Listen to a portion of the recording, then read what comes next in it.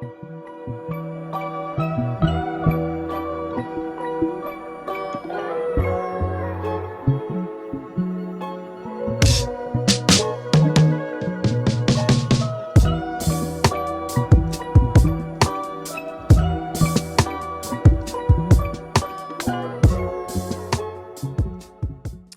right, shut up, everybody. Your favorite show is back.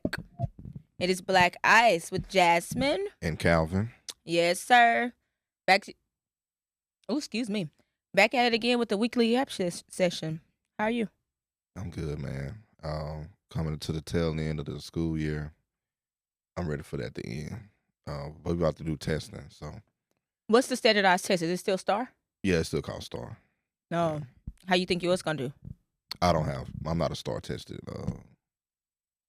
grade. You're 7th grade. Yeah. History. Okay, so what's the? So, 7th graders, let's say they all advanced, right?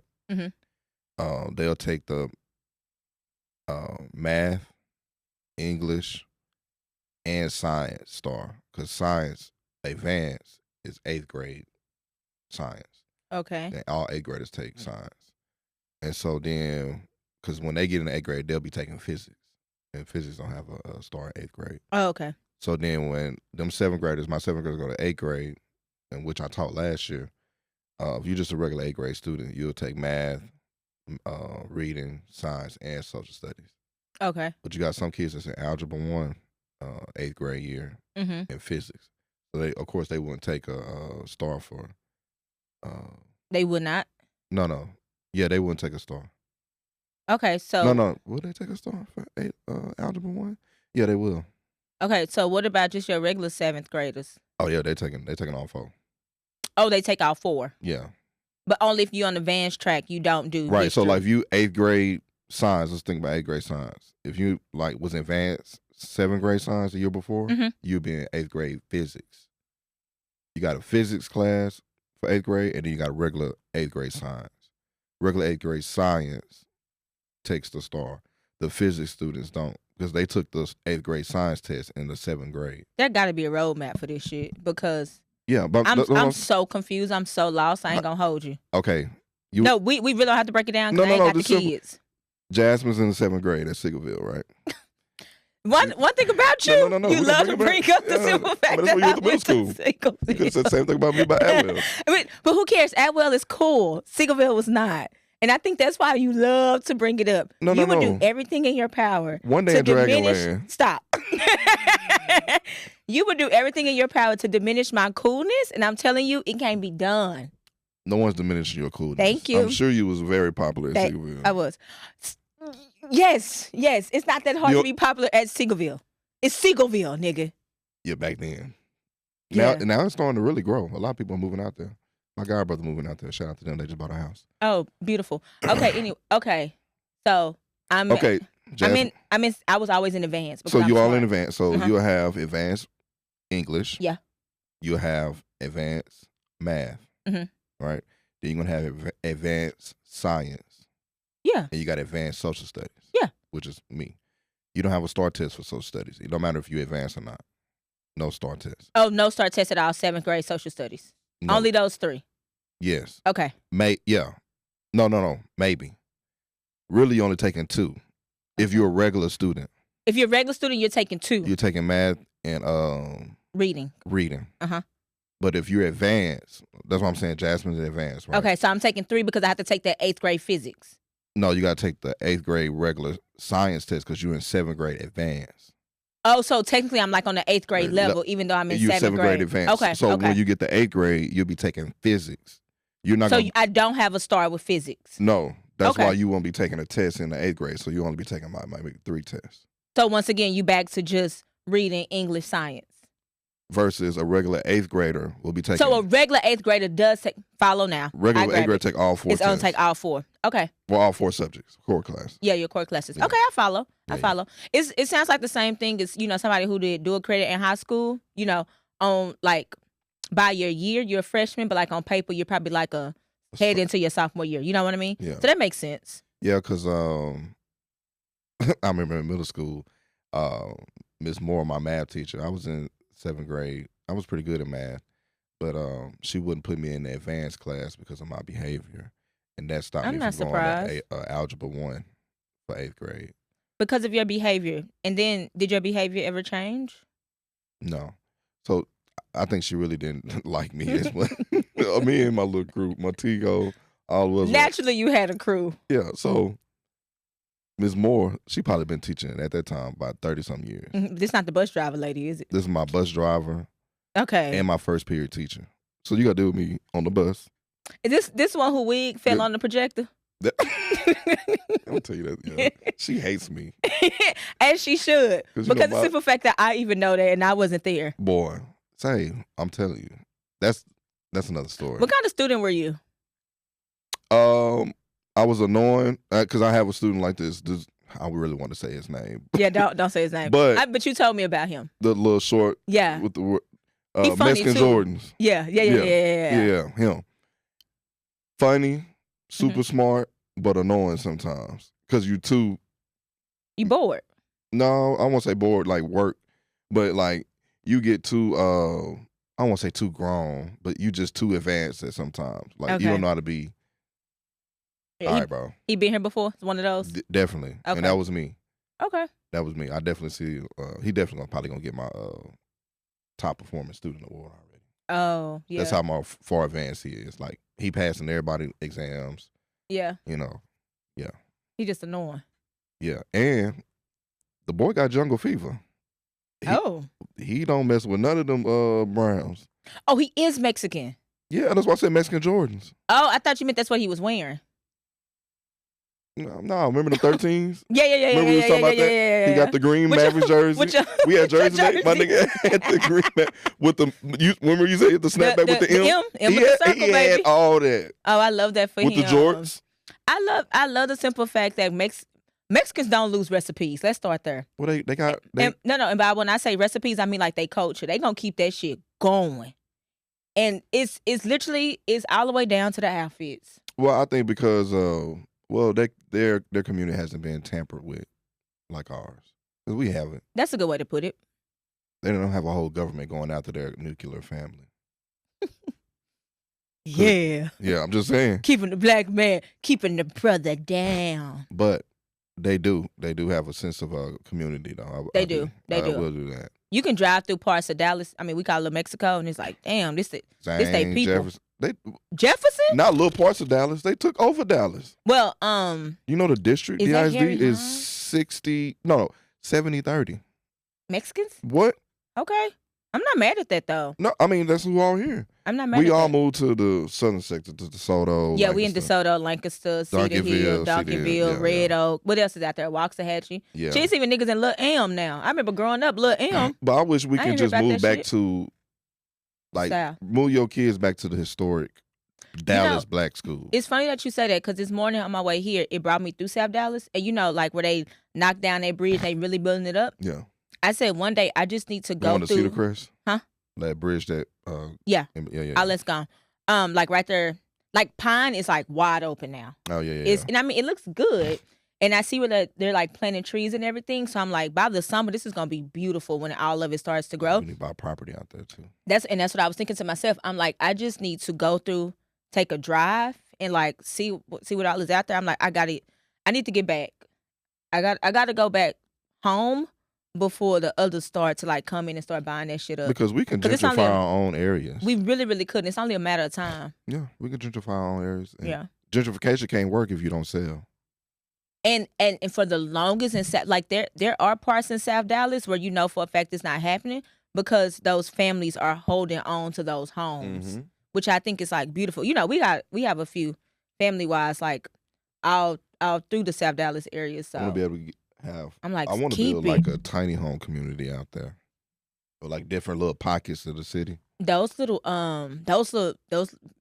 townhomes they putting up in South Dallas. Yeah, right there by the Bonton Farm. Yeah, real nice area. Those is nice. I really want to have something like that. Like those are really nice. Like I do a tiny home community and then put like a farm, like a self-sufficient farm there. Yeah, and we'll have an HOA, but your HOA is going to the proceeds of the farm. I mean, like, Yeah, to keep the farm. maintain the farm. A farm is not cheap. No. And it's backbreaking work. But then like okay, let's say whatever we pick there, every we'll drop off a certain amount of groceries or whatever we got from the garden to each person because you put it in the HOA. Yeah. So it's community. Yeah. It's all about circulating that dollar. Yeah. But you gotta keep it going. Man, I don't know if you've seen. I should have sent it to you. What? It's this lady on Instagram, and she's really revealing the truth about I would say the black society, the black community, as far as how sensitive we are to everything. Yeah, send it to me so we can discuss it at a later time. Because I mean, that sounds good. And that's something I actually want to give time to, though. Yeah, if it's like a good, a good topic. Yeah, no, she really be having some good points. She got some valid points. Yeah. Okay, yeah, send it to me. Yeah. And I'm also happy you said Instagram, not Facebook, because Lord, Facebook. I mean, they be on. I mean, the same videos be on there. They just screen record, put on. Right, I get that, but I'm a part of me is very happy that you went the Instagram route. Because if you would have said Facebook, Oh no, I'm a Facebook Negro. I know. I'm a part of the community. Do I know? That's who pay the most. Yeah, Facebook do pay the most. I know that. Shit. But Jesus, if you honestly, if you ever down on your luck, log into Facebook, and I guarantee you, life is not as hard as you think it is. It is. It is not that hard. Okay, we started with students. I was gonna say, me as a kid, I was like a chill student. Well, I talk a lot naturally, but I was bored. Like that's really like how advanced. No. I was so far from being dumb.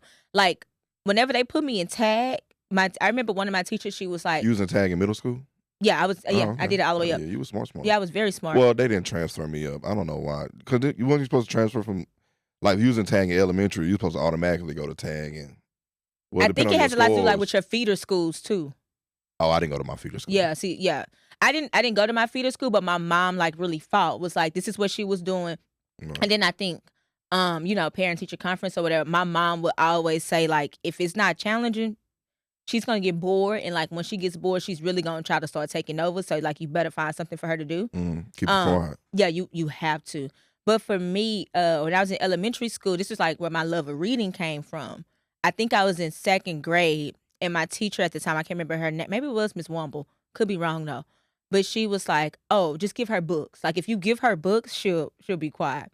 Nigga, you know how many Junie B. Jones books I read? And I'm just going through, and it kept me quiet. It kept me entertained. I was chilling. Yeah, I never was a avid reader. Like I can read and stuff, but like to sit down and enjoy a book, if I didn't have to really do it for school, and I really was skimming through it, but one teacher did make me read a book. Yeah. All the way through. Which one? It's called The Pack. Oh, I thought you were about to say Bud Not Buddy. You remember that one? Never heard of it. You never read Bud Not Buddy? Yeah. What grade was this? I probably read Bud Not Buddy in like 3rd grade. Oh no. I think. I had Miss Hodges. We was writing in cursive and doing all other types of writing paragraphs. Do you remember like after your TOS test, like in 3rd grade, you probably had like probably like another 4 weeks left of school when it's just like really chill? That's when at the time they would like start to teach us cursive. Was during that time. Really? Mm-hmm, in the 3rd grade? We had nothing else better to do. Y'all didn't start like at the beginning of the year? No, she would just like give us the things for us to trace and everything. But yeah. Oh no, by Christmas break, we got assignments in cursive. No, I think that's good. Yeah, we had assignments like by 4th grade. Like the 4th grade teacher was like, "There's no excuses. You should be knowing how to write in cursive. Like I want this in cursive." Yeah. And I'm telling my students like, even at Adwell, if you went to Adwell, you had Miss P for speech. You turn in something with print, she'll rip your paper or just ignore you. That is so old school. Or just ignore you. That's old school values right there. And I used to be like, damn, how are you gonna sit here and read all this cursive? But you know what? At that point, I think you have to look at like where we were as a society. You know, like niggas was still writing checks. Yes, you still had a lot of you know what I mean? And like your signature, like cursive, was just seen as that. But it's still important. It's a nice penmanship to have and to know. When I closed on my house, you know how many times I had to sign my signature? You have to be able to sign your name in cursive. You got to know cursive. You got to know how to. You at least got to know the basics. And I told my kids, I said, y'all don't want to be famous? Y'all don't be practicing your autograph? Shit. You niggas don't want to be nothing. Do not have your John Hancock and it's your first and last name printed. What the hell is wrong with y'all? I'm glad you said that. What, John Hancock? So I'm teaching, I teach history. Yeah. I'm in middle school. So we're talking about the Declaration of Independence. We playing, what's that? Not Family Feud, but Jeopardy. Okay. And so that's a good way to do it. And they was like, what is his name is another name for signature. I was like, oh, y'all should know that. What is John Hancock? We learned that in elementary. Mm-hmm. When you first learn about the Declaration of Independence. So they saying George Washington, Benjamin Franklin. Okay, he was probably in the room. So then, are they names even on it? I don't think George Washington is. I don't know. I don't know. But yeah, damn, I do teach it. But I literally only know John Hancock because of that. Yeah, I passed the test. I got a few questions wrong. Perfect score. Oh no, I'm talking about my teacher certification. Oh yeah, you passed that. Yeah, I passed that. I got a few niggas. We got a few wrong, but okay. So I revealed the answer, and it's John Hancock. Mm-hmm. Oh, it took me like 5 minutes to calm the class down. Why? Say the name. I'm in middle school. I hate that word. Okay, speaking reading, the reason I only read African American authors. Okay. Shout out, and it was really my fourth grade English teacher, Miss Redmond. She was very good about that. Like, we only read Black things. Whatever. To this day, because I read like a lot of romance too, right? The reason why I do not read white authors is because, like, in a romance book, like whenever it's getting hot and spicy, it's nothing worse than like, I felt the length of his cock. Get that shit off the page. I hate that shit. That is one of the main reasons I will not read a white romance book. Cause what the hell is that? Ugh, his cock. Oh shit. Hey man, that's why it's important to have teachers that look like you. It's important for representation. Yeah, representation does. Because I could have out here been reading about dragons, cocks, and shit like that. Yeah, but now I'm not. Thank God. We had a teacher at Conrad. She didn't like the word cunt. I can't think of her name. It was like, honestly, I never understood why white women go so hard for that word.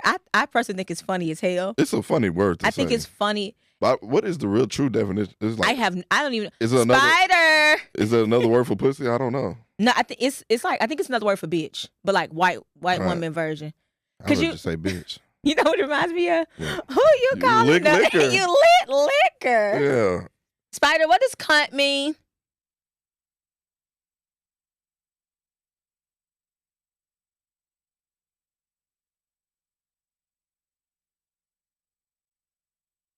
Oh, I like that even. But you know what? In Europe, they do throw it around more loosely than we do. Yeah. Well, not we, but like. They got the original meaning. Yeah. Yeah. So it means we got to get Spider a microphone when he giving us our web checks. Yeah, web checks. Web checks, what we call them. Yeah. Yeah. No, white women, they can't stand it. And that's the easiest way to piss off a white woman, like in a grocery store or some shit. Like, you stupid cunt. They be like, what did you call me? Yeah. That's almost up there with some racial slurs. That is a racial slur for them. Jesus. That is. And you know, most of them be like, I watch a lot of Housewives. And they be like, at the reunion, remember, you called me the C word? It took me I'm like, what the hell is the C word? Yeah, no, they can't. Yeah, they. But you know, white women got to be oppressed so bad, but that's neither here nor there, child. Y'all not ready for that conversation. Well, speaking of oppression, let's get into it. Yeah. We came here today. So as you know, Calvin's favorite president has that's Calvin's nigga. All jokes aside, Calvin, whatever. Hey man. No discussion, different day. Hey. He signed it in, right? And now it has to go through Congress, or how's it working? He just signed an executive order. He signed an executive order for what? Segregation. Damn, I didn't send you my slides. One day, I'm gonna have class with you niggas on civics. And we talking laser pointer and all. Yes, right here on this TV. Because it's never too late for you niggas to educate yourself on at least something. No, and I understand that sometimes when your kid bring home homework and you don't know it, you get frustrated. Yeah. So we're gonna help you out. And we're gonna start with the 3 branches of government. Let's go ahead and start with that right now. You have the legislative branch. Legislative is one. Executive. And we're missing one more. Judicial. There you go. Now, let's look at the functions of these branches. Okay. Legislative branch. That is made up of a thing called bicameral. which just means what bi means two. Two houses. So you got the Senate and you got the House of Representatives. There we go. The Senate is in the upper house.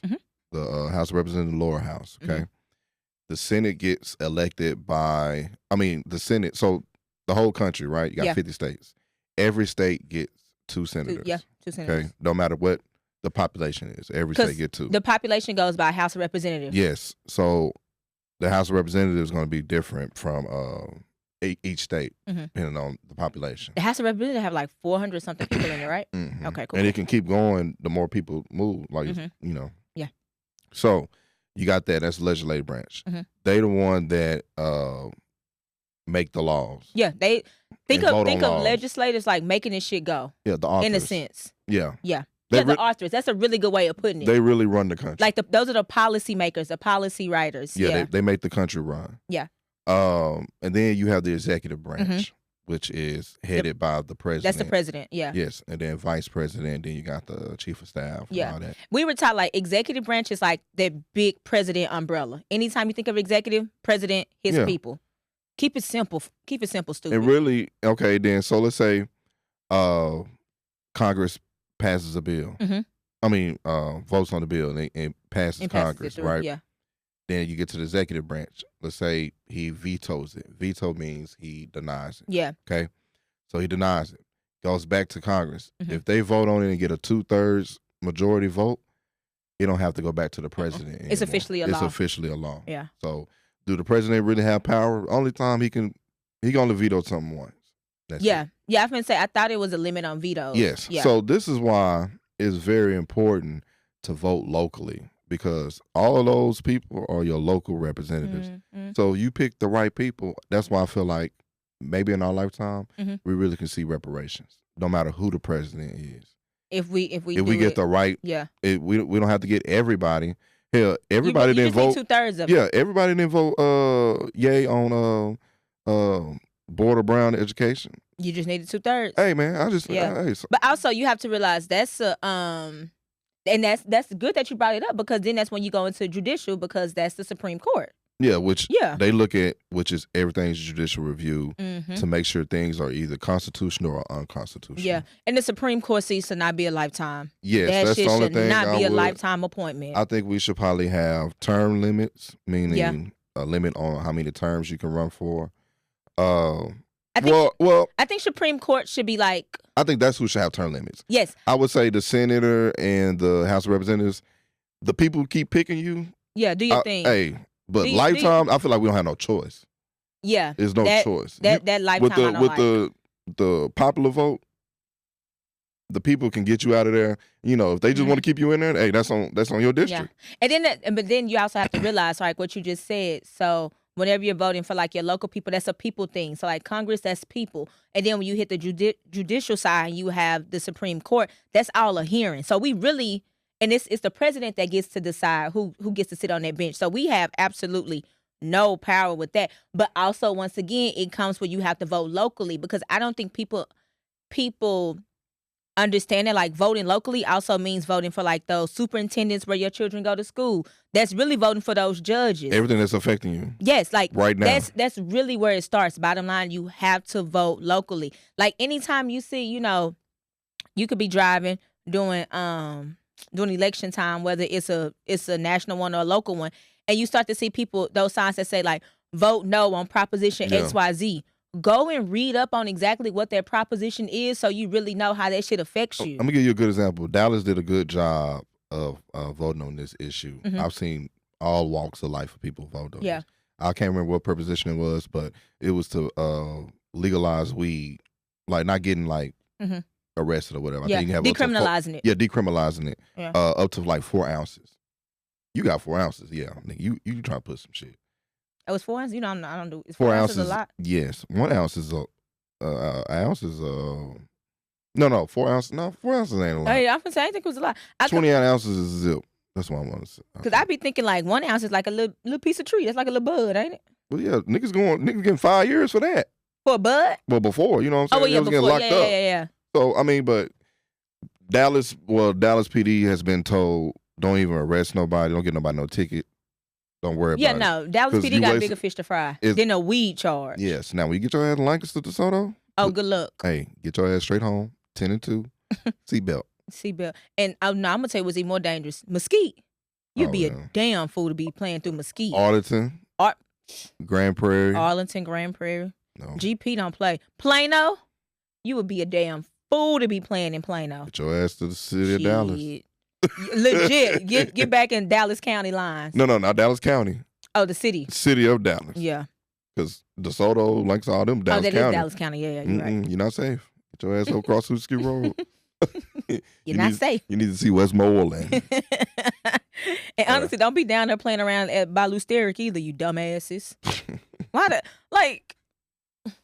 For one, why are you down there if you're not really down there handling business? Well, you paying that bond. You know? And if make me your last call. That's all I got to say about that shit. Yeah. Yeah, no, thank you. But no, yeah, people need to know that 3 branches of government, how it works. Mm-hmm.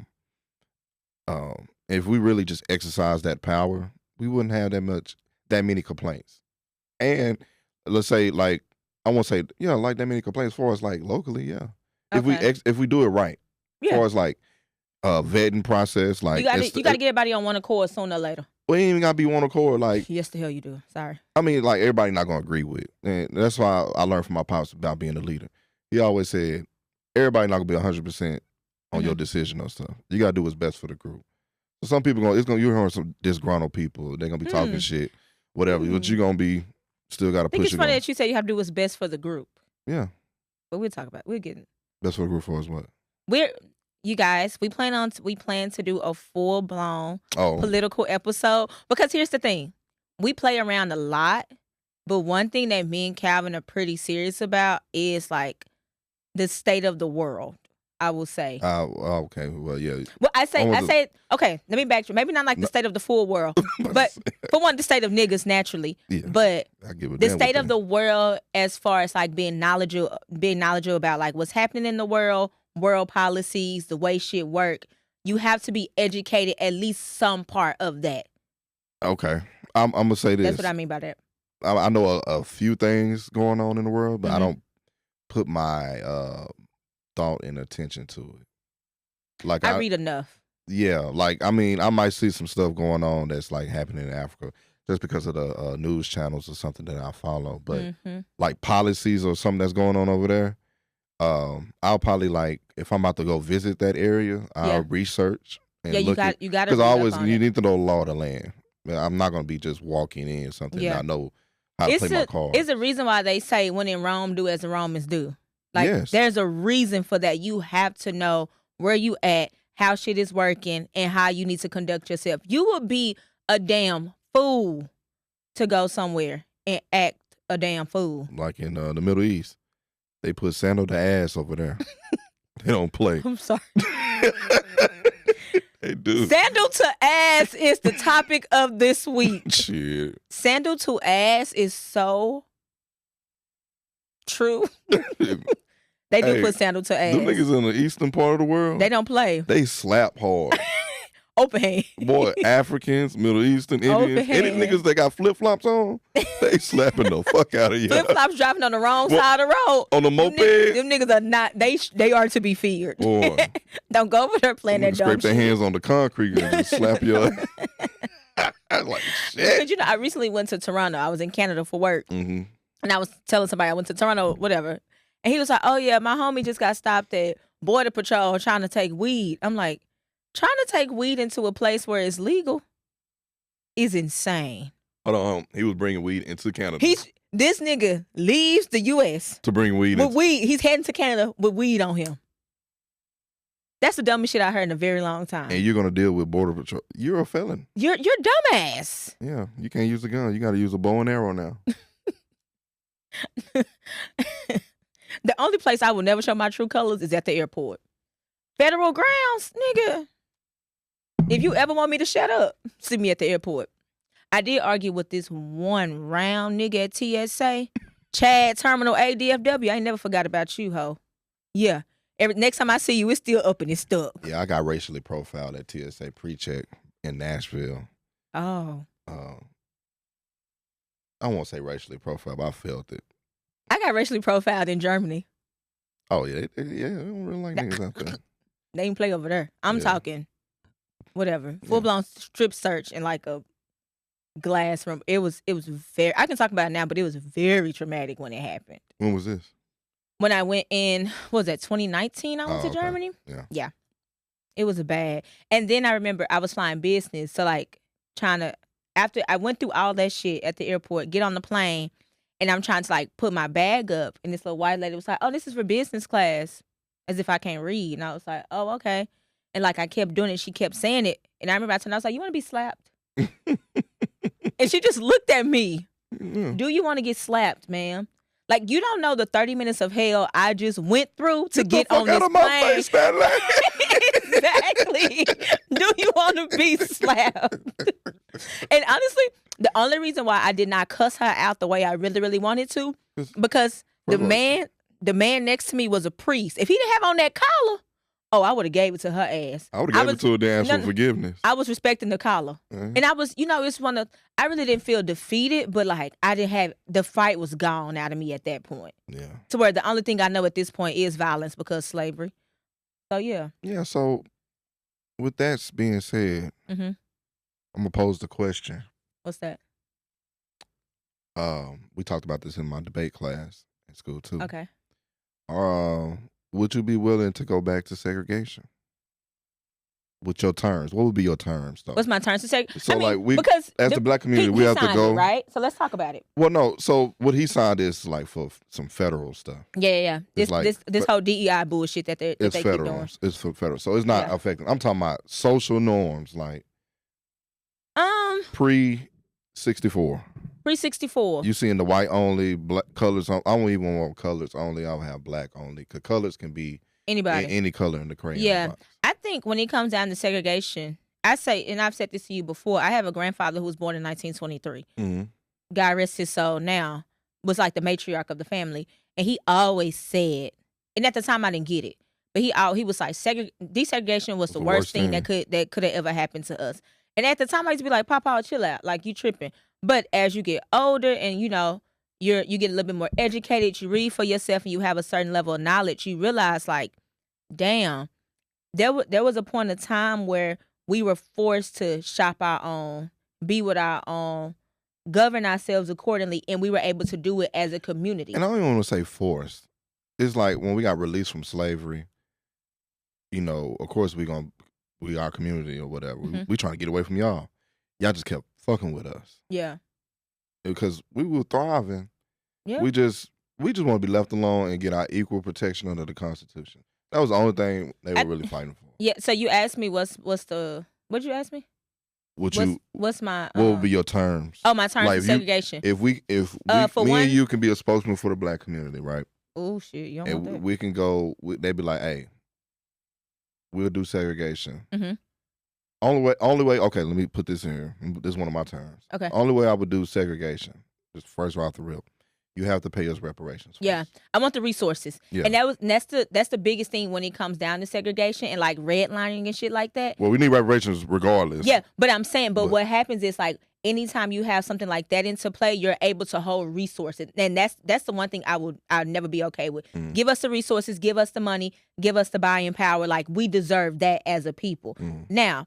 Another thing, hold the dogs, hold the hoses. We good on that. I think at that point we all have to agree we done marching. All right, we good on that. Something else I love about the idea, the simple fact of having all these black babies in the same school with teachers that look like them, principals and shit like that.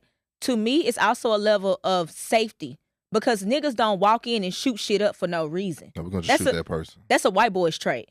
You know what I mean? So like. As somebody, I have a niece, so I tend to like think of it, and you about to have one as well, so I tend to see it like the future a little different. Yeah, no, put all them babies in one part, bring back the oratorical contest, let these babies know where they come from, and things like that. I'm A-okay for that. Yeah. I'm with that. I would negotiate that. Okay, so we're going reparations. I'm okay with that. And I wouldn't mind being like put us like in like 4 or 5 states. It was like 4 or 5 states. Where it's just niggas only? Excuse me. Oh, that was deep. I'm sorry. You got it out? Yeah. All right, cool. No worries. Shout out to Mountain Valley. And let's cut for that. But Yeah. no, I would give us like 4 or 5 states. I would preferably want the South. Yeah, give me the South. Because the South got something to say. Yeah, well, we got, and that's the most fertile soil. For growing things. That's true. So that's true. And we ain't gotta have the whole. I would love Texas, of course, because I'm born and raised. Yeah. I'll take East Texas. I'll take Texas. Yeah, I'll take East Texas. I'll take Texas. Louisiana. Yeah. Mississippi. Alabama. Yeah. And I'm taking the one with the sun and the beach and shit. Give me Florida. Give me Florida. Well, I'll take it. They'll give me the Panhandle. I'll take Florida. Give me the Panhandle, Florida, and Georgia. Yeah, I'll take Georgia. Yeah, I'll take that. Like, give us back give the us South. East Texas, the Gulf, like from, let's say, if we can start from like the border, the furthest east of the Black America, no, furthest west of Black America would be Dallas. Oh, I thought you were about to say Lubbock, Texas. Fuck no. I mean, Fort Worth can probably squeeze in there. Well, the moment you said west, I'm like, oh, Lubbock. No, furthest west. Oh. That's why I'm saying east. Oh, of Dallas, though, not of Texas as a whole. I'm thinking Texas when you said west.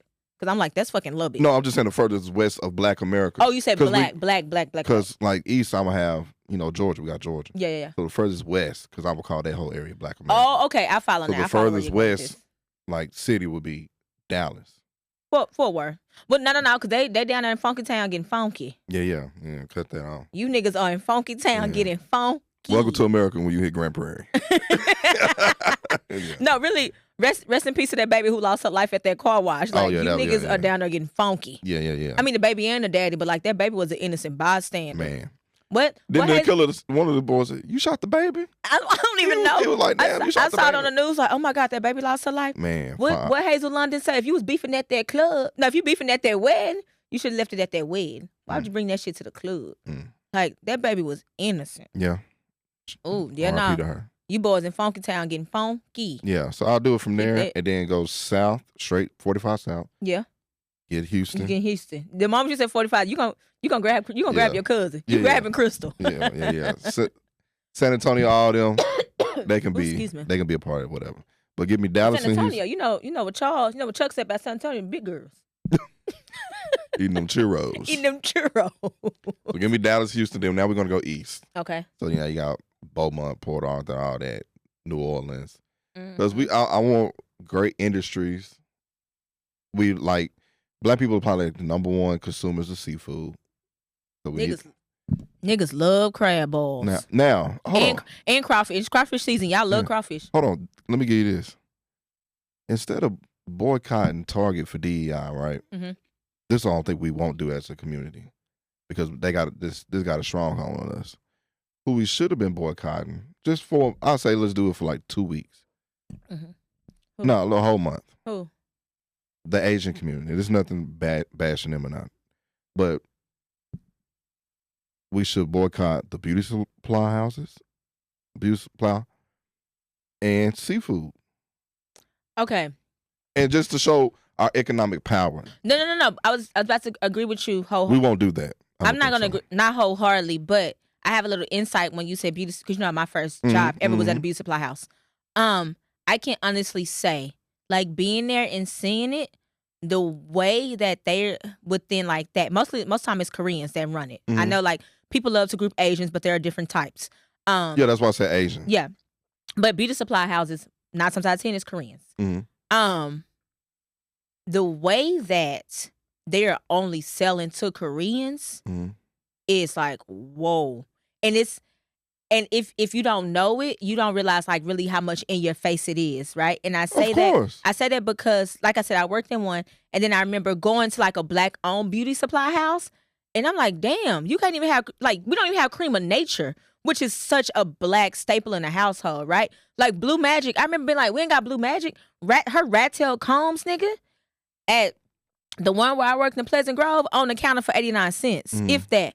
Her rat tail combs were going for $3.99 simply because of the markup that they were charging her to get the materials. So in order for her to turn a profit, it's insane. Like, seeing that, I was like, oh, hell. And then and I was really surprised you got hired at that. Because they usually don't even hire us in our no. community. Yeah. And I shout out to my cousin Ashley, but that's how I got it because Ashley worked with them all throughout high school. Ashley was going, I think, to dental school, so she couldn't be there as much. And she was like, "Oh, I have a little cousin." So originally, when we got the call, it was for Jessica, my oldest sister. Oh, I never said her name on here. It was my oldest sister, Jessica. She was working at Target at the time. So that's my dad was like, "Oh shit, Jasmine just turned 16. She available." And she was like, "Okay, yeah, she can do it." And that's literally how I got it. Right. Yeah. I mean, they were good to me. Like, I have nothing bad to say about them people over Kim and them. They were good to me. When I say something about on the group thing, we always got to look at it as a group. You never judge on individual interactions. Mm-hmm. You know, I don't judge like, you know, yeah, there's going to be some cool white people, Asian people, Hispanic people, everything on the individual level. Yeah. But when it comes to war, it's a group thing. Yeah. But and honestly, and I hate to say this, but like you said, there are good people. And then sometimes you have to think of it like fruit, right? If you got that one strawberry that's molded and it starts to touch that fresh one, the whole fucking container is contaminated. This is a video where Muhammad Ali gave an analogy. He was like, it's like 10,000 snakes coming at me. Mm-hmm. And he was like, it's 1,000 of them that, you know, meant me very well, you know, don't want to bite me or whatever. He's talking about, should I leave the door open to let them come and get me and hope that the 1,000 stop the other 9,000 and be like, you know, blah, blah, or should I just close the door? You got to close the door. Hey, man, you got to close the door. You got to close the door. But I don't think we would definitely. And you got to close the door. And that's basically, at the end of the day, that's just on self-preservation. Right. That's all it is. But if we do, like, let's go back to the segregation, like with the Korean, that will make their economic, they would shatter that. Yeah. Because I think we'll get treated better. Because the amount of the amount of money that I'm gonna say that the black woman spends on her upkeep is. Imagine if I'm not mistaken, black beauty is $1 billion industry. Yeah. Yeah.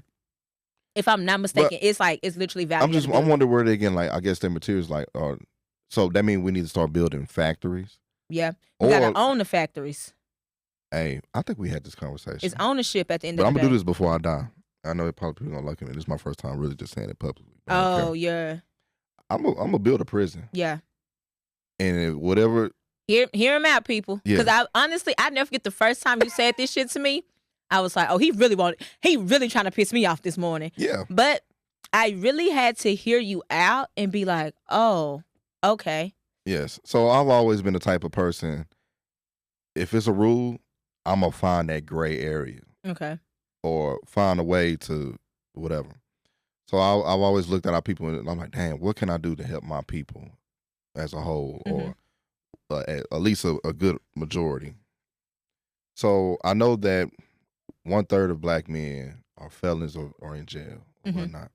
So let's start with the men in the community. So what I think is like the 13th Amendment. Let's go back to history. The 13th Amendment freeing us, freed the slaves. Freed the slaves. It abolished slavery, all except for prison. So slavery is still legal in prison. So my thought process is, how about we put our money together, or I'm gonna have to just do it together, slow and low, whatever. But I would like to create.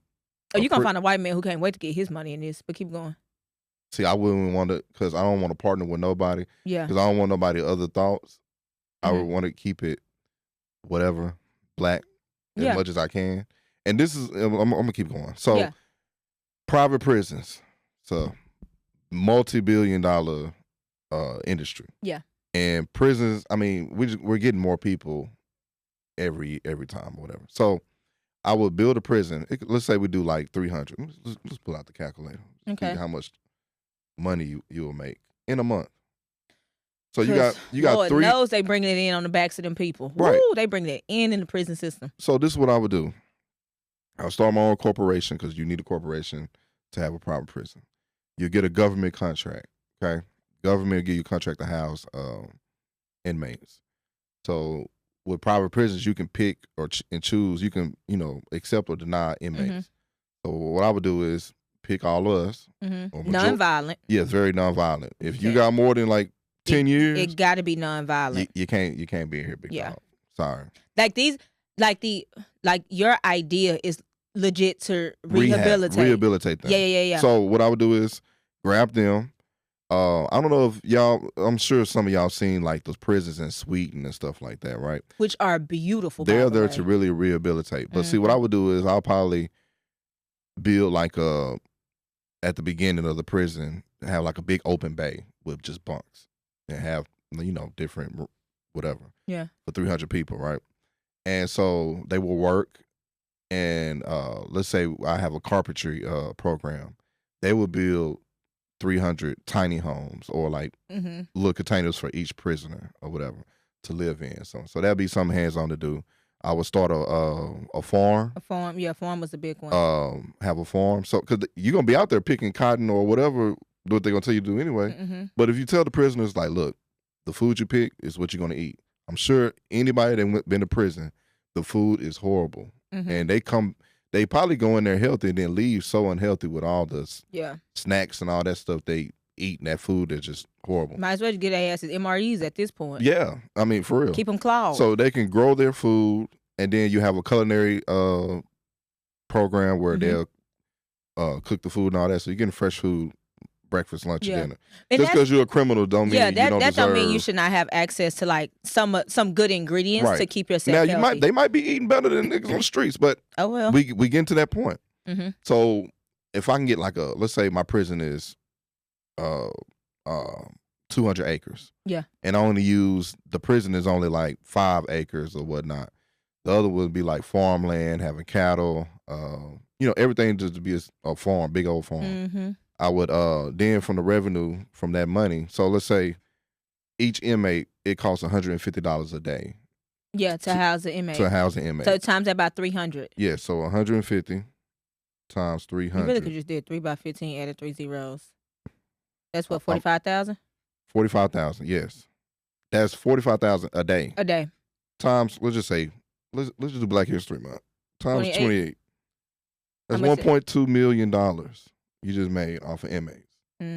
So then, though, like, some prisons there will do in a month. This is just in a month. Ooh. And that's just 300. Okay, let's stay on the money, because something that you always said that stuck out to me was this idea of financial literacy, like within the prison. So like teaching them the way their dollar works, and then basically allowing your inmates to buy into the prison so that they have stock. Okay, and that you have something to walk out to. So in private prisons, they're in the stock market, right? Yeah. So this is what I would do. So every prisoner that come in, all 300, they'll give me or like, I'm sure they have it in the system, your immediate contact or your next of kin, whoever your next of kin, they will automatically get stock into our company.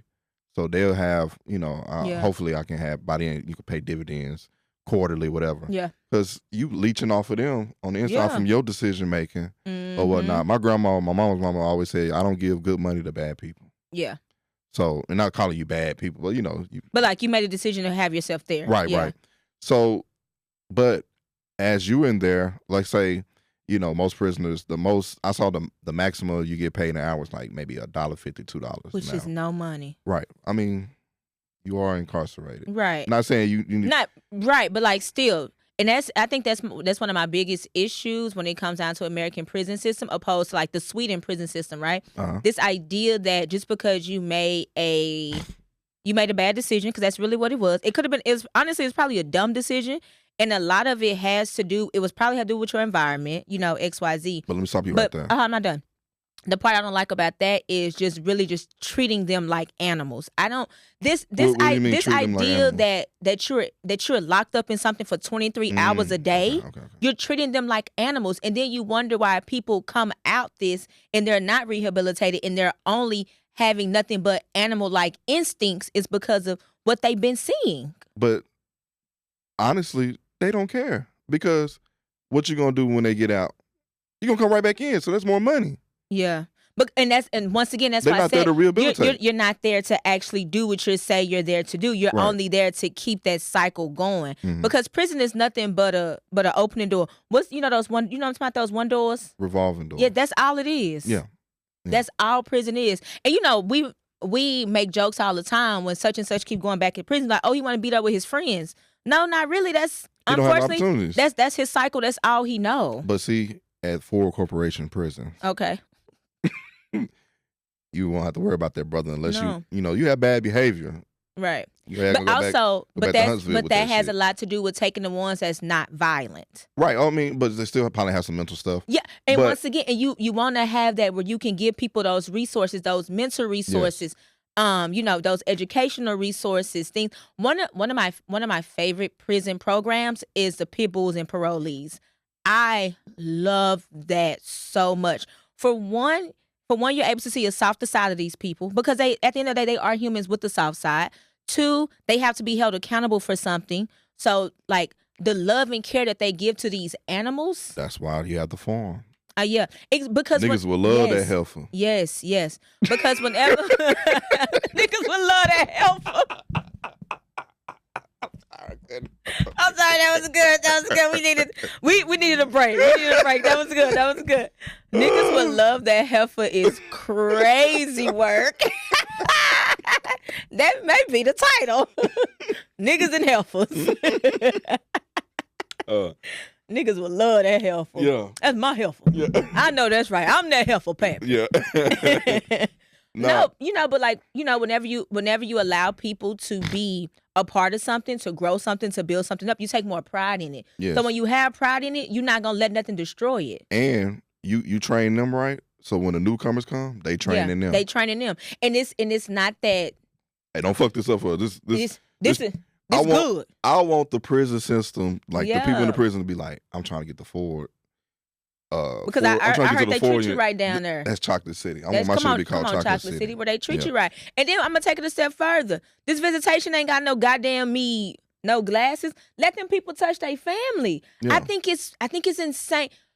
The human touch does so much to the body. Mm-hmm. And the simple fact that the only way, not only are you away from your family, but the only way we can communicate when we see each other is through this wall or through this glass. I remember visiting my cousin who was locked up, and we were sitting at a table, but it's a simple fact. We couldn't even just like, good to see you. Just hold my nigga's hand, just to let him know that he good.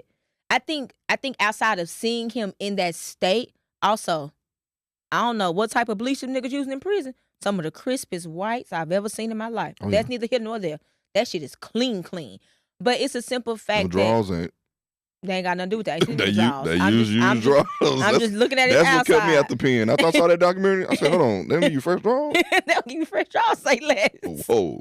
I ain't got to worry about nothing. That white is crisp. No, they be starched up. They be starched. They be looking good. Edge up. Y'all mean cleanest K-Swisses you ever seen. Like, see, they're taking care of themselves. I'm glad you said edge up, too. You can have a culinary. I mean, not culinary. Yeah, you can have a barber school because you have to give people opportunities at the end of the day to prove that, one, they did learn from their mistakes, and then 2, they can actually come into society and be something. Right. You know, I'm talking, nigga, a Father's Day picnic. Like, have your whole family out there. It's nothing but acres. Like, they deserve that. I would treat it like you got life. to Camp 8. Yeah, Camp 8. No, Camp 8. That's what they call it. Yeah, life. You know how they had like those individual, like how they live in quarters. It would probably to start off probably look like that. Yeah, you had a whole like you got messed up. You know, I probably won't have no gun line. We have like a big fence or whatever. No, I might have a gun. I might have. Well, you may need a gun line, boss. Yeah. Some you may have to. I might have to get a gun line. Hey, you niggas still fucked up. No. You are a felon, babe. Yeah. At the end of the day. But like I would have that. Now what I would do is, I would go to the hood, like in the inner city, and go buy up all these vacant grocery stores. Then now, and that produce from that farm, produce from the farm put it back is in going the into the community. Yeah. I'm now providing jobs. This shit is all a circle of life. Yes, and I have to be able to. This is what I want to do too. Be able to have the community working too. Like some people might have to have jobs because, of course, the prison probably gonna be in the country. What I would do is have like fix up a lot of old buses, and then have an area where you can commute. Like how you got a dark parking ride. I would buy like some land. Hey, y'all park here. And you can ride the bus to work. Oh, yeah. And it'll have like a bus schedule. Yeah. Now I'm going to create a job because I need a bus driver. Yeah, you do. Or a bus driver or 2 or whatever. You just, you driving from here, let's say my prison, like by Tyler or something. It's nothing but a shuttle. You want a shuttle service. That's what it is at the end of the day. Yeah. But I'm making money because now I'm telling you, to park here, $40 a month out your check. Yeah. Because you spend that on gas. on a week. Yeah. And I'm letting you park here $40 a month, and you get to ride the bus. Listen, I just put $20 in my Honda. Yeah. Yeah. Ooh, let me tell you how much. Oh yeah, you in that gas guzzler now. 92. What it take? Unleaded or? I do 89. I do plus. Oh, I know that's right. Yeah. Come on now. Yeah. Come on, black man with a job. Jobs. Plural. Come on, black man with a job. Yeah, I'm just trying, man. That's what that's about. I had, it was funny because I got some DoorDash the other day. You love your DoorDash. I do. This black girl, she pulled up to my house, and so she dropped the stuff off, and I opened the door, and I was like, "Oh, thank you," because she was walking back to her car. She turned around, she talking about, "Damn, this shit nice. this a new build?" I said, "Yes, ma'am." She talking about, "Damn, okay, all right, nigga, I see you." And you got back in the car. I would have felt so much pride just from that one sentence. Nigga, I see you. Thank you. I just want to be seen. I just want to be seen. Yeah. That's pride right there, baby. Yeah. So that's all I want to do is bring. Now, I'm very prepared with this whole prison thing. The backlash for it. I'm very prepared to be called the biggest coon in America or in the world. I really don't care because just give me 5 years. I need that data to collect because I want prisoners not to, of course, return back. Right. You know, the only new people that's coming in is people I'm picking from other units. From other units. Transfer, stuff like that. Yeah. And honestly, I know we said nonviolent, but also I would get people from life that got life. Well, no, I would. Yeah, because here's the thing. Behavior or you need a few people who have life who can sit up who can really set up your hierarchy to make sure that it flows, right? But even that, I will also want you to prioritize those young boys. Those young boys that's not violent, that 18 to 23 age, where that frontal lobe is still mashed potatoes. Yeah. You know what I mean? Yeah. Like we need to get you out of that survival mode that that you're in when you in that type of prison system. Right. My nigga, this ain't no gangs and shit like this. Like I need all y'all to get it together. Yes, because that'll be the working class. Well, be able to get us back jump starts, like with the Koreans you said. They don't want to sell us. So we got to build factories, right? Oh, yeah, factories. So what I would do is, with that money I'm making for the prisoners, build a factory probably right next to the prison. I was going to say, put on that land. You say you got, what, 200 acres? Yeah, 200 acres. So put on that land. Once you get out, now you got a job with Ford Corporation because you done completed this program. So when you get out, boom, you can get a job with me. Yeah. I hire felons, so that's going to be a tax break. You have to hire felons. Then I'll probably I'll try to have some land somewhere in the nearest inner city and build the tiny home community because I learned that some felons can't live in certain areas. No, they can't. You got to check. I'm like, damn. Yeah. So I'll probably do a felon only. People with records. And you know how I feel about this whole presidency. I'm like, it's a simple fact that a normal felon, they make it so hard. Meanwhile, this nigga's in the White House with the nuclear codes. He got what, 34? It's a president with a PO, my nigga. That's what we got right now. Hey. A president with a goddamn probation officer. What the hell are we doing? It's not what we doing. The rules is the rules. I mean, not the rules. The requirements are the requirements. So are we going to change the requirements? Yes, we need to because there's no reason why. So we shouldn't be. There's no reason why your class, your group of people that you belong to can't even vote your ass in. Those are your people at the end of the day. Them felons, that's y'all. Felons still cannot vote. I think it's insane, the simple fact that you do a crime, right? You do a crime, you pay your debt to society, you get done with it, and you don't even have your basic human rights no more. Right. I think the moment I think you should do it. Once your time is up, I think once your time is up, you did your time, you offer. I mean, shit, you can either still be on probation. If you are out walking and you got to check in with somebody, the least you should be able to do is to contribute to democracy. I don't give a damn the decisions that you made. You should be able to do that. But right now, and I do think it's messed up. I do think they should have their voting rights and firearms, depending on what you did. Now, if you was violent, I think firearms should just be a stricter check around the board. Well, yeah. But I mean, felons, like, you can't have firearms at all because you can't be around them motherfuckers. Ain't no way they did all that shit to Hunter Biden because he lied about being a crackhead. I didn't even get into all that. I just know he did crack. But that's what it was. He lied on his felons paper, if I'm not mistaken. Oh, he did? Yeah, that's what it was. He had the gun thingy. He had crack and a gun? No, he lied about it on his application or some shit like that. I could be saying wrong. That he wasn't a felon? Saying that about the crack thing. But he had a gun too. He was applying for his guns. Oh, he was applying for Yes. a license, and okay. Yes, and he lied about that. Like, we don't know you. That's very beside crackheadish. the point. That's very crackheadish. And you know me. Once I'm gonna go up about a crackhead. Yeah, but no, that's who you really need in that kitchen. I think with the felons, good people, right? They should get all their rights and stuff. Yes. Back. Yeah, I do believe that. Yes. But right now, I don't think. I always try to hunt the good stuff in things. You can hunt the good stuff, but let's look at the reality of the situation. Yeah, I mean, he's a different type of felon. Not no regular. I don't give a damn. No. You're still a felon. I'm just saying, no regular felon can go and run for a political office and win like how he did. Here's the thing. He's still a felon, so he should not even be in the position to run. I know that, but with if the people can't vote for you, I get what you're saying. I get what you're saying completely, right? Hell, fucking Martha Stewart is a fucking felon. Right. That bitch can't vote either. Yeah. So, and she went down for somebody lying on her, basically in a nutshell. Yeah, but she did 3 months, something like that. Nah, Martha did like 6. Oh, okay. Yeah, Martha did 6 at the age of 62, but she was at a. They said she was running it. She was at a cushy prison. You hear me? Yeah. You talking about Martha started. She helped the lady. She was at my prison. It was for real. Yeah, it was a lady there who had a garden, and like the garden wasn't thriving. Martha got there. Shit booming. And I bet that garden to this day probably still, that woman probably still reaching out to Martha Creighton. A narcissist for real.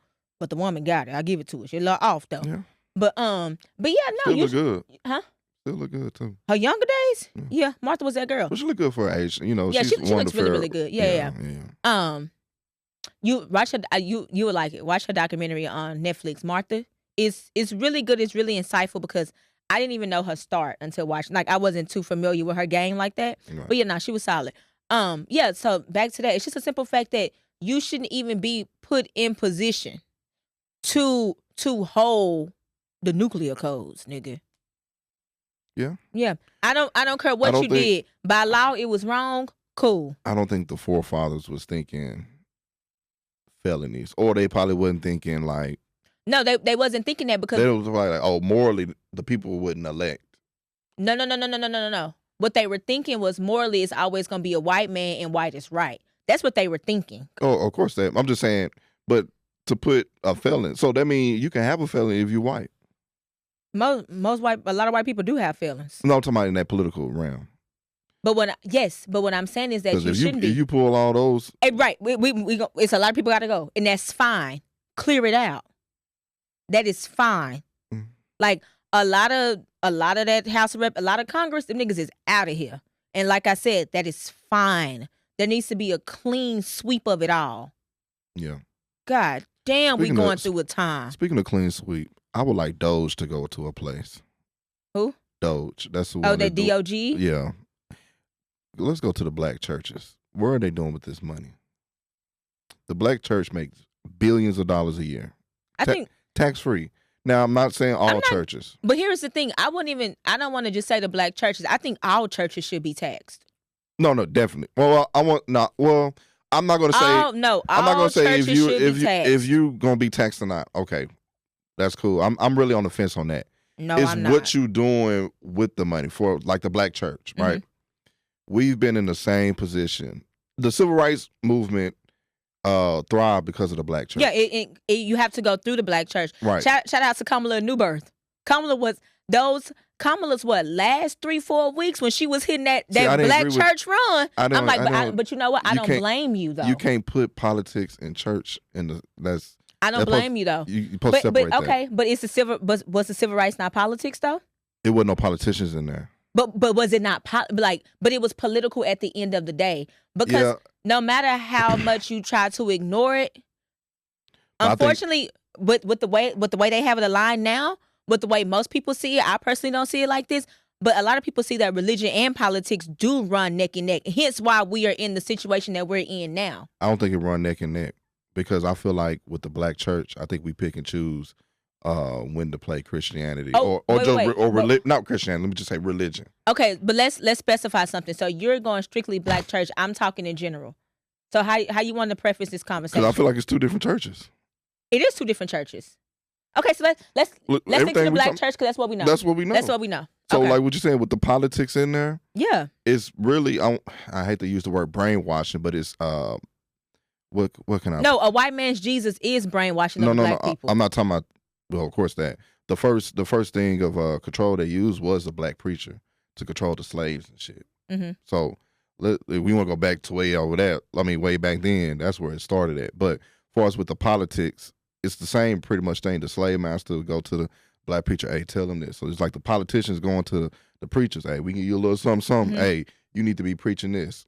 And it's got to the point where you've identified, you're attaching your identity, your black identity to a political party. And I think that's what's messing us up. And that's why I feel like there's multiple ways. Because like, okay, let's say you grew up in a black church. Mm-hmm. That's where you really first heard Democrat, or like you've been told you a Democrat. Because Democrats come into the church and everything. I can honestly say it just depends, because I grew up in a very small black church and nobody ever discussed politics. And it wasn't even the simple fact of like, election season is coming up. Hey, get out and exercise your right. Never was said. And that's straight old school Christian. Like you don't mix politics in the church. Yeah, that never when was I was said. growing up, I remember seeing John Wiley Price at our mega church. That nigga in them braids. And honestly, he's only whatever. Yeah. Whatever. I don't. He's the older generation got to go. John Wiley Price is only around because once again familiarity. Yeah. Because that's what niggas saw. So it was easier to attach My mama yourself told me to a to name. vote for him. That was easy. He a Democrat. I'm gonna just vote. And that's and not only that. It's this idea of this is a black man. So I would hope and I would assume he has my best interest at heart. The two people that's holding us back, the black community, and I feel wholeheartedly about this. What you got? Black preachers and black politicians. I thought you about to say black mamas. No, they birth these niggas though. No. Okay, and speaking of that, that's why I will never ever respect a black man who say he don't date black women, because who brought your ugly dumb ass into this world? I mean, why don't he date black women? I don't care to know why. Oh, okay. When you say that when that person dumb to me. Don't date black women, do you feel like he's bashing when he says that statement? No, I don't think he's bashing. I think he's he's ignorant. So why you go automatically like to his mama? Because that's who brought you into this world. And I'm just playing devil's advocate, okay? So okay, but your mama's black. You don't have to play devil's advocate. That nigga's alive. No, I'm just putting out there. Yeah. So your mama black. Uh-huh. You should date black, right?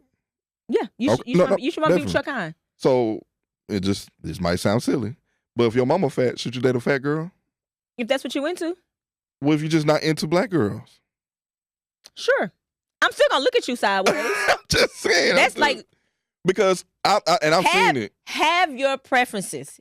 Everybody have your preferences. Have you? Me and you. One of our biggest preferences, we don't do people with children. Yeah. That's one of our biggest ones, right? Have your preferences. But with that being said, I'm not gonna shame people that do. And I think that's the problem with a lot of black men who say they don't date black women, because from there, your reasoning is, in my opinion, your reason is never logical. Your reason is just you have to like tear it down. And you don't have to do that. What would be a logical reason? Jamie Foxx. What happened? That's why we respect Jamie Foxx. Everybody know Jamie Foxx only date white women. And he do it, and he ain't never bashed black women. If anything, he continues to uplift black women, but we all know he ain't gonna sleep with them, and we okay with that. I'm asking, what's a good lot? Like somebody, you ask a man, why you don't date black women? Or you like what you said, why you date white women or something like that? Oh, why you don't date? Like you said, you need a reason.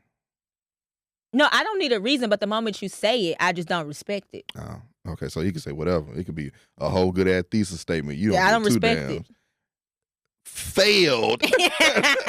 I just don't respect it. I mean, I get it. I don't. This is where I don't respect it. I don't respect that.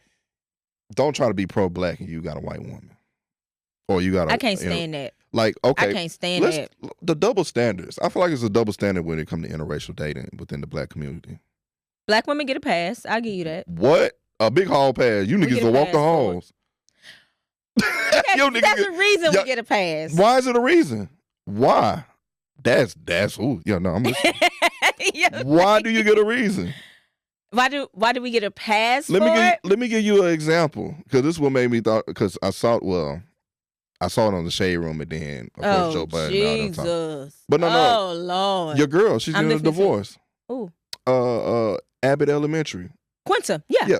I've been knowing Quinta was married to that white man. We didn't know, but if you go look at the comments, let's say let's go back to her wedding picture. I'm sure you'll see a whole bunch of black women. Mm-hmm. Yes, love. Okay. Blah blah blah. Do your thing, Queen. You ain't wrong, Queen. Saquon Barkley. You see how your face changed? But also, I ain't even say nothing. I just said Saquon Barkley. But here's the thing about Saquon Barkley. There is proof that white girl did that shit on some, I'm going to get a nigga, and it's going to be a rich one, and I'm going to make these black ass babies. She was shooting in the gym with him. Did you ever see her old tweets? That shit was disgusting. Yeah. No. That's why we get a side eye. And then also, I think with him, not 10 times out of 10, you know exactly who you marry. You know for a fact that pale ass white girls say nigga around you. You probably do in bed too. Hell, they probably like that racial kinky play shit. Yeah. Fuck that. But that's weird too. Why do y'all get a pass? Why do we get a pass? Both of us are black. We are both black. We both went through the same things, just different ways. Mm-hmm. You know. I think we get a pass because it goes back to that infamous Malcolm X quote. The most disrespectful thing, the most disrespected thing in the world is a black woman. So I think for black women in particular, whenever you find love or whenever you find a certain level of respect, that's what you're going to attach yourself to. Who was doing the disrespecting? Most time it's niggas. Definitely was not. We was getting our ass whooped together. If me and you get jumped, you go. So when we get back in the car, why you hit me? I didn't hit you.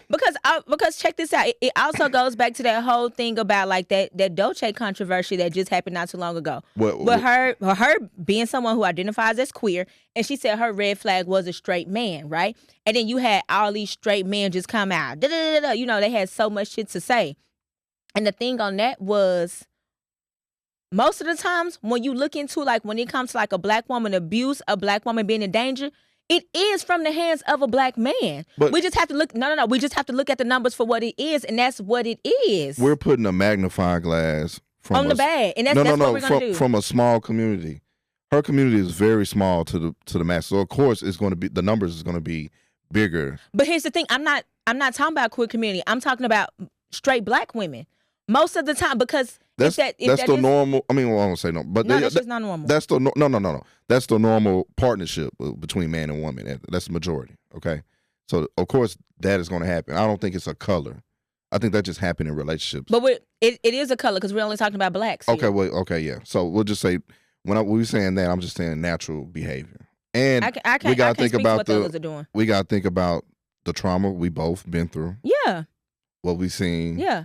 So I mean, I agree with you to a certain extent, because I've told you this multiple times. That's the only reason why I only date black, because I personally feel like as a black woman who is on this earth, when it comes down to whoever I choose to love unconditionally, it has to be a black man, because I know for a fact I'm one of the only ones who can relate to what you're going through. Right. But who can relate and who can understand. I feel like the energy that we get from y'all seems like we're the one oppressing y'all.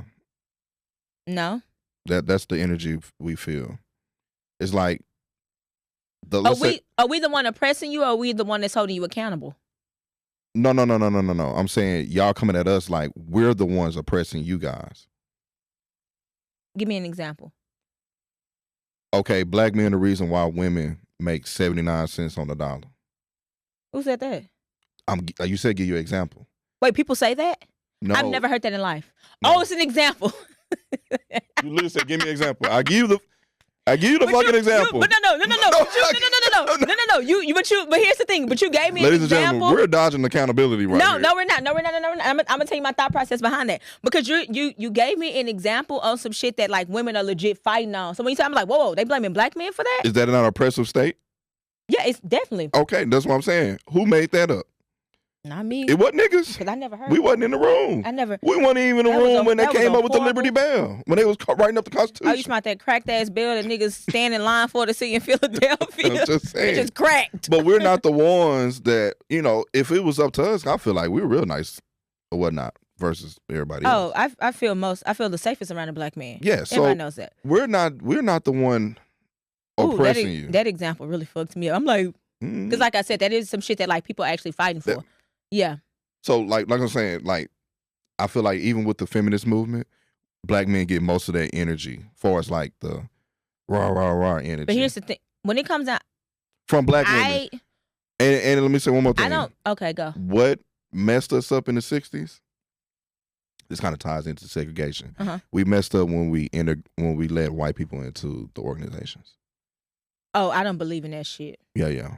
There is, as somebody who's not D9, you can help. But you can't be in an organization. You have your nothing that organization irritates me more than to see a white person with D9 Greek letters. Oh yeah, that's crazy. I don't ever want to be that welcoming. Because you have your own thing. You know what that sound like? I don't ever want to do no shit like Uncle Ruckus? No. Oh. We inviting people to the cookout is fucked us up. I can't stand that shit either. It's fucked us up. That's y'all, inviting to the cookout. Y'all can rock with Mark because Mark rock with y'all. Yeah. It's a hell no for me. Yeah, no. No, I don't like that shit either. So I definitely feel, well, that's been proven, like, just from writings and stuff, like, of course, naturally, it started being some tension in there, the women and men and all that stuff. We should have just kept it straight, and we would have got a lot more done. But here's the thing. I think that has a lot to do with why can't we as a people, some shit just needs to be for us. And just let it be for us. Like, it's okay living a FUBU lifestyle. Well, for us, by us. Just let us have it. By nature, because our African ancestry, our people, we're more communal people. We are. So we, but as much as for us, as much as we've been getting our ass kicked over here for 500 years, we not even trying to. We haven't declared war on America. None of this. Nope. We just want to be left alone. We really do. And then I feel like with the segregation too, if we do have a blacks only, we'd probably be the only one that'd be letting mix like other people in. We wouldn't stand on business with that. Yeah. Because or you got the option as a business because to do it. at our core, we are not hateful people. At our core, we are just not. Because and you could see it like on those young kids that be on TikTok, social media, whatever. Them kids who like are at a PWI and like they'll walk up to somebody, ask them questions, XYZ. One of my favorite ones was this young black boy. I think he's at LSU. Yeah, a lot of them be at LSU. Yeah, and he's always asking, "What's your favorite thing about a black woman? What's your favorite thing about a black woman?" And 9 times out of 10, it's always natural. I love the way they hype. I love that natural hair. They always love the braids. I love the way they hype us up, and I love how supportive they are. So imagine. Huh? Who was saying that? It's always those young white kids who are saying that because the question is posed, what do you love about a black woman? And 9 times out of 10, those are like the 4 top answers. Family Feud. Do you think black women stop being black men cheerleaders? I'm gonna say straight black men cheerleaders, because sometimes you can see a relationship between a black woman and a gay black man. That relationship is like, let's look at what's her name, Carisha and Santana. No, I feel like. I won't generalize us like that. No, I'm not. Honestly, I don't even want to give power to no statement like that. Okay, just asking. Yeah, no. I think if anything, being a black woman, we can recognize the struggle and trauma that community goes through. So I think once again, naturally, we are very nurturing. So you tend to bring that in, and then whenever you look at it, that's what's hurting y'all too. What, being nurturing? Mm-hmm. Just like how we invite to the cookout. Being nurturing to my own would never hurt me. No, not to your own. For us, you said that community. Yeah, the queer community. No. That's their community, right? You have black queers, right? Yeah. They're under the umbrella of what? Black.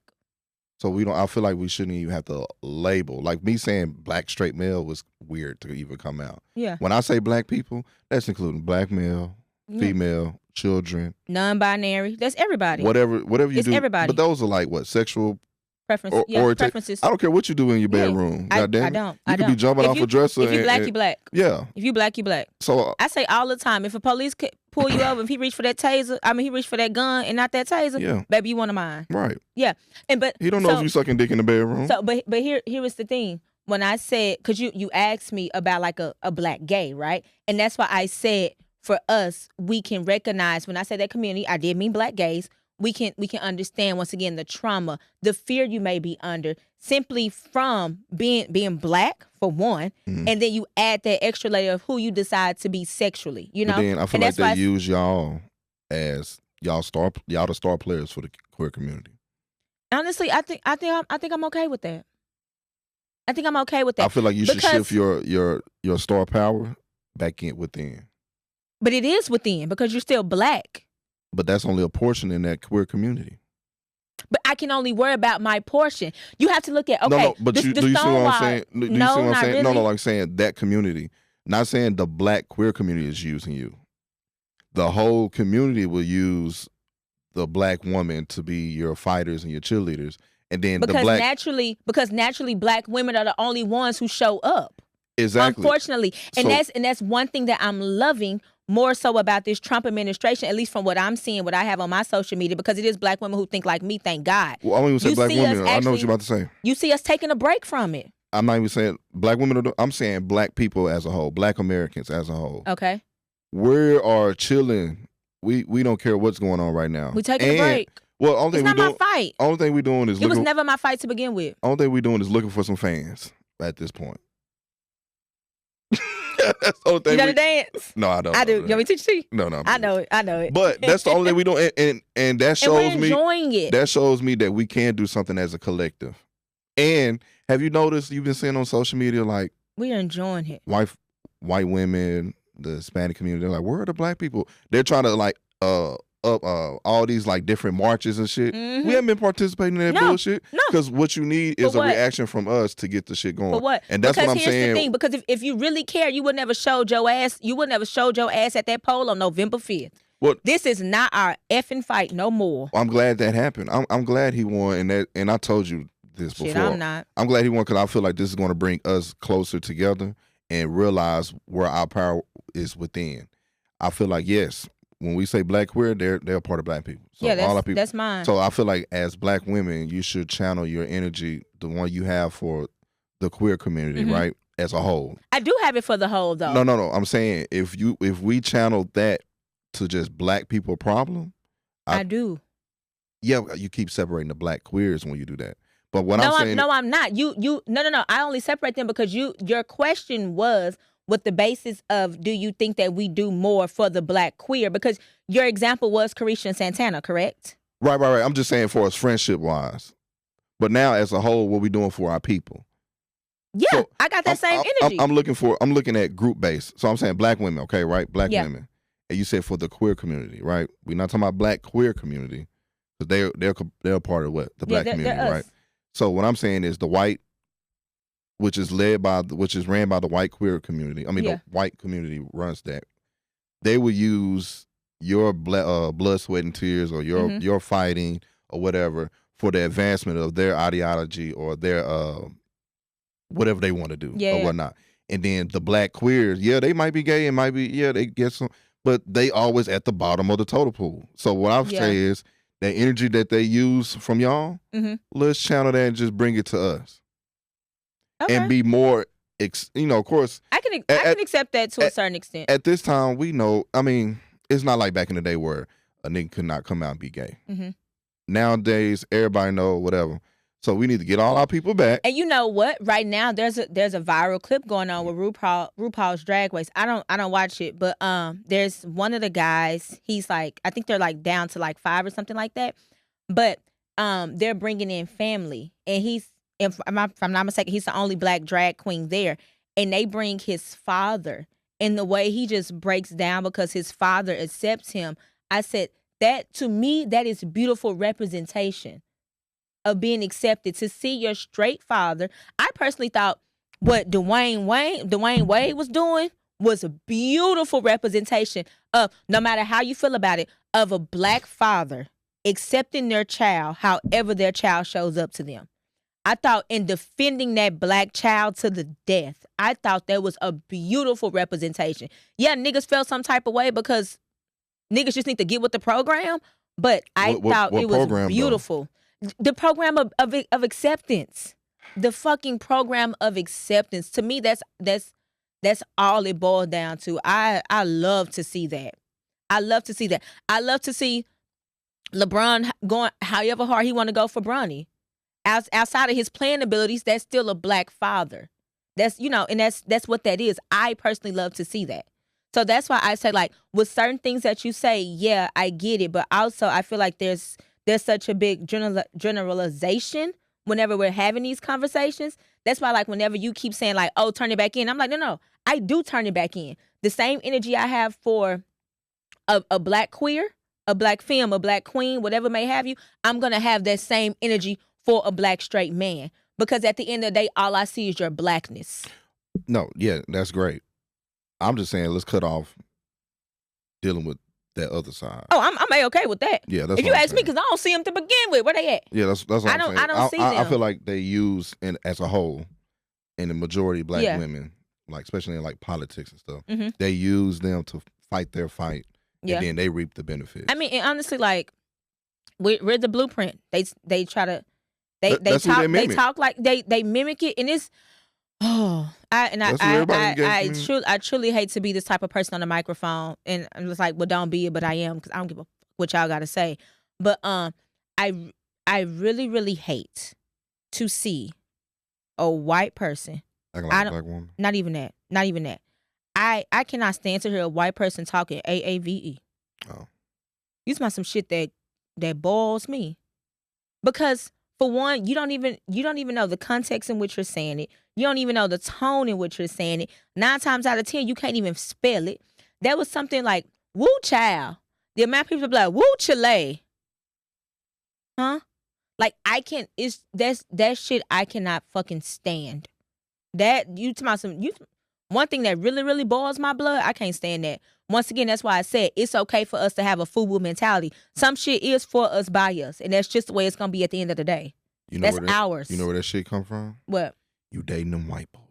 Who dated white boys? Not you. Oh. Remember we were just saying the double standard? Oh, I don't know. I never dealt with that shit. And then I don't date white. And this is what let's go back to the interracial thing too. I hate seeing black men with the ugly white woman. But then you see a nice looking white man you see a regular looking white man with a fine ass black girl. Why we do that? But then, okay, also, honestly, I will say, and most black girls that date white women, they all got that look. Hard wig, soft life. We all seen it. Yeah, but this would go back to your girl from Abbott.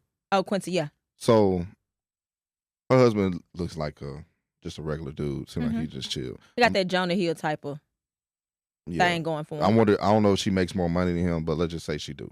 But just let's say that she created one of the most successful shows right now. So I think we can say she does. So she does make more money than him. 9 times out of 10, yeah, she make more money than him. So why? And I'm just using her as an example. You would have some black women to be like, no, I need somebody on my level. They couldn't date a black man that makes less money than him in that position. But when they got together, she wasn't where she is now. Because if I'm not mistaken, they've only been married 4 years, but they were together multiple years before that. Mm-hmm. So he was with her way before all this. So I don't think that's a valid part of the argument. I don't think black women would date a black man that makes less than them if they up there at that status. They're looking for. Oh my goodness, here we go. No, for real. I knew you couldn't wait to bring this up. No. And I know your favorite example with this. Who? Michelle and Obama. I mean, Michelle and Barack. I mean, Michelle did hold it down. I was making 30,000. I mean, look what it got her. Okay. That motherfucker became the first fucking lady. The presidency. Hold the nigga down. That's all we got. She did. Well, he not really. Honestly, he really not no Negro. But here's the thing. Here's the thing about that whole thing. Holding you down, XYZ. You as a woman, you have to see a quality in that man to make you say, I'ma hold it down with you. Like, okay, for example, you and yours, right? She has to see a quality within you to say, you know what? I'ma hold that one down. Michelle saw it. God's willing. She didn't see shit in me. She saw that VA check. It's something. It's something. And honestly, she was with you before you started receiving that. No. No? Well, we was friends and stuff. Oh, okay. No. I was getting my check before that. I was in the streets with that check. Good for you. Yeah. But even still, she saw a certain quality, and I'm pretty sure they had those conversations. It was a roadmap of where they wanted to be within their life, and she decides to stick around for that. That's cool. I don't think y'all. I think women, just in general, not even black women, just women in general. Okay. I think they love on conditions. I think men love unconditionally. You think men love, and honestly, we don't even have time to really dive into that. You think men love unconditionally? I think we love harder than y'all. Whenever you get to that level, maybe, but it's so. What you mean? Whenever we get to that level, it is so conditional. Do we love harder or not? Whenever you finally get there, because everybody knows it's that old saying, right? It's only gonna last if he like you more, right? That's the old school saying. We say that on the other side too. I ain't never heard no man say that. It's only gonna last if she like you more. You never go after a woman that don't like you. You always go for the woman that like you more. No, I've never heard that from a man. If you, I haven't been taught that as a woman. It's only gonna work if he likes you more. If you chasing a woman, if you gotta chase a woman, right? Yeah. That you put more time into, then she's like. But that's mutual. Like it has to be mutual. No, I'm just saying, but she's not head over heels. You don't need to be, because like, okay, say for instance, the woman that wants you, she'll do whatever you want, right? Okay. The woman that you want, you got to show her. That sounds like settling to me. Selling what? It sounds like settling to me. You don't think men settle? Yeah. You think they don't, or they? I think they do. Oh, men settle way more than women. You know what? I don't. That's why I say y'all to love on conditions. Listen, you hoes can't settle down. Sit the fuck down somewhere and love a nigga. Yes, we can. No, you can't. Give us something to love, nigga. The numbers, you need to give us something to love. Let's not talk about the numbers, because whenever we look at the numbers, when it comes to married couples, black men are. It's 85%. 87. It's 87% of black men are married to black women. Yes. Let's just go ahead and put that shit out there. Yes. So what are you saying? Why are we such the bad guys? Nobody said you was the bad guys. You just literally said niggas ain't shit. I said give us something to love, nigga. That's what I said. Everybody love us. Go where you love, Negro. We go where you love. And I think that's what it is. We can go everywhere. One love, baby. Okay. And next. We need each other. We need each other. Heifer, we do need each other. No. I agree with you wholeheartedly. We need each other. Yeah, we need each other. I'm okay with that. But quit the bashing. Not you, but nobody's off. It's like, ain't nobody bashing you niggas. And black it's not women even. Be here's the thing. Us. Quit the bashing. Stop giving us shit to bash on. How about that? Hold on. That's not going to stop happening. Just naturally. Okay. So naturally, shut up. No. We're the only community that publicize our faults. Yeah. We're also the only community that want to sit around and have hypothetical dating. I know questions. some ancient Mexicans. I can't stand that shit. My first time seeing domestic violence was in Conrad High School, 12th grade year. Mexicans? What slapped the shit out of her ass at lunch? That nigga made eye contact with me after that. I sat down and ate my goddamn cluck to lunch. That is not okay. I said. That is never okay. Did he just, and we just had a PowerPoint about bullying. Like, you know how the counselors come to you. Bullying. And I was like, damn, life come at you fucking fast. He slapped her and then grabbed her and kissed her while she was crying. And then they just talked. And I was just like, I don't want to know. That's a different type of cycle. I don't even have insight to. I'm not even informed enough on that shit.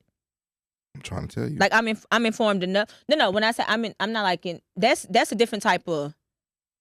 They working through some different traumas and bullshit like that. Like that's not even for me to speak on. I hate that you saw that. I hate that even happened. But that is insane. I never saw a black man in like me in my presence hit a female. I've always seen other races. No, I've never seen a black. I haven't seen. I've seen fights. I've heard. I've seen fights, and a girl got in the midst of niggas fighting, and then got her ass popped. But yeah, you shouldn't have got in there. Like, but a nigga like, and we all just chilling, and nigga just I turn a hoe. You like. No. Never happened in front. And I think that has a lot to do, once again, you have to tie that back into community. Culture. You have to sit around and think. You and your boys see another one of your homies go after his girl, I guarantee all y'all gonna stand up and go after that nigga. I guarantee he's gonna be dealt with. Somebody's gonna go check on her, and y'all gonna deal with him. Yeah, y'all would. Because honestly, if y'all were to sit around like that, at that point I would start looking at all of y'all crazy. Because for one, why are you even involving yourself with somebody who's acting like that, or who thinks that shit is okay? So like I agree with you 100%.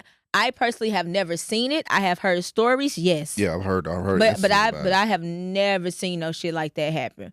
And honestly, I can honestly say, as a black woman, if I was to come up on domestic violence or some shit like that, I probably won't I don't know if I would intervene. Like, I really don't know how I react in that situation. Me personally, I'm not intervening. I'm calling the cops. Like I'm gonna do everything I can. I'm calling the cops, and honestly, if he happens to walk away and I see her by herself, I think I will approach her to make sure she's okay. Me as a man, I think I would. I'm not intervening. This is the only reason why I'm not intervening. Society is totally different now. You intervene, and then let's say that nigga turn around. That shit can turn on you and kill you. Yeah, it can. And then she right back fucking with that nigga, and you just could have been minding your business. And unfortunately, that's the cycle of abuse, though. You know. That's true, but so why? Sometimes you gotta think you can't play Captain Save a Hoe. Not calling her a hoe, but you know you can't put your cape on for everybody. No, you can't. You know what I'm saying? Because you don't know what situation, or you know, hey. And that's why I said I can't say what I would do in that situation because I've never been in that situation. But I would like to think that once again, I'm a do everything I can in my power with my safety first and foremost, right? That's why I said, okay, yeah. I am going to call. Like, actually, I'm going to call the cops, and I'm not going to even say it's domestic violence. I'm going to call and say they shooting. Because I need you here quick. Because this is a very serious matter. Like, this is some shit that's going on. And yeah, unfortunately, like I said, that is the cycle, and we do see it to where they keep going back and forth. I personally would never fault a person, man or woman, who stays in a cycle until they know how to get out of it. Oh, I mean, well, of course, you got to process. I have nothing but grace and love for a person that's in some shit like that, man. I'm saying on perspective of intervening. Yeah. You that's a 50-50 chance. That's why I said no. That's something I'm not really into. With my safety being first and foremost, but I would like to think that I would actually try to do everything in my power to make sure like that she's good. I really, really would, because that shit is. Yeah. Ooh, that got heavy. Yeah, that got deep. That was good though. That was good. We can end it right there. We can't end it, and it's crazy because we haven't done this like 2 weeks now. Yeah. Yeah, I mean, they ain't to know that. But no, what I was gonna say, like, just being honest, like part of it, like, yeah, we gonna do this new pod. Life is lifing, and it is insane. But we have been somewhat consistent. Yeah, we've been consistent. I would give us that. Of course, when things happen, we can't. It's life. Yeah. So. Like, honestly, it's life, and ain't nobody paying us to do this. Like, we still doing this shit for free. Right. You know what I mean? Us and Spider. I mean, we pay Spider, but yeah, we pay. Yeah, us and Spider. We in the red. Right, Spider in the black. All right, you ready? Ready. We're gonna keep it break. Good shit. Thank you, Spider.